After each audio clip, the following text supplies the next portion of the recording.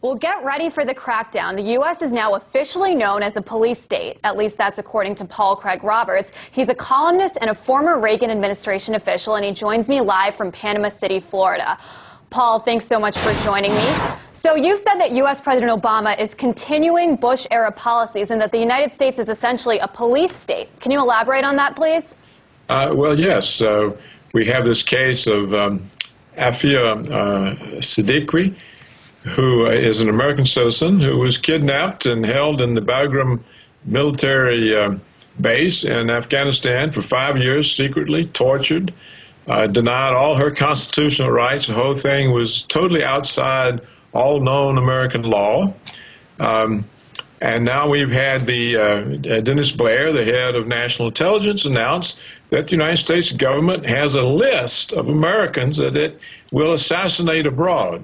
So the government has announced it's going to kill its own citizens without arrest, without trial, without conviction of a capital crime. It's just going to shoot them down somewhere. Well, these two things together are the definition of a police state. And we have a number of constitutional scholars in our most distinguished law schools who have said that these proposals not only are totally illegal under American law, but constitute war crimes under the Geneva Conventions. And what else? How else would you define a police state? And so, I think that's really interesting, Mr. Roberts. I mean, especially because President Obama has spoken out against so many of these things, including torture, and, he's repeatedly said that he wants to close down Guantanamo Bay. So why do you think nothing has changed and he's continuing these Bush-era policies then? That's a very good question. There's no difference so far between his administration and the Bush-Cheney regime. And so what we see is that there's been a coup, a power grab.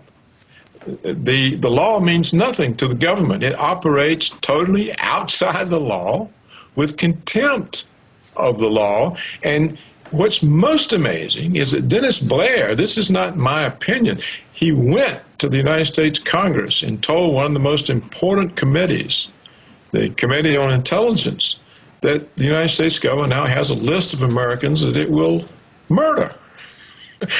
Well, how does this differ from Joseph Stalin? And so, how is this all possible? How can the United States just simply disregard international law? And what should be done to stop this? I don't know how it's possible. I don't know how Joseph Stalin was able to murder all the heroes of the Bolshevik Revolution. I don't know how Hitler was able to take over Germany and completely flush the law, but that's what's happening here. And we see, we have these statements from these distinguished American legal scholars that this is not only completely against the Geneva Conventions and the Fifth Amendment of the United States Constitution, which requires a due process. But if you announce you're just going to murder people, there's no due process.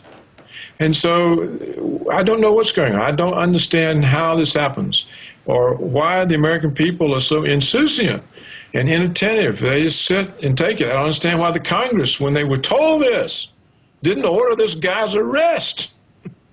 I mean, we have a criminal, the head of national intelligence, who comes to the Congress and says we're going to murder American citizens. Nothing happens.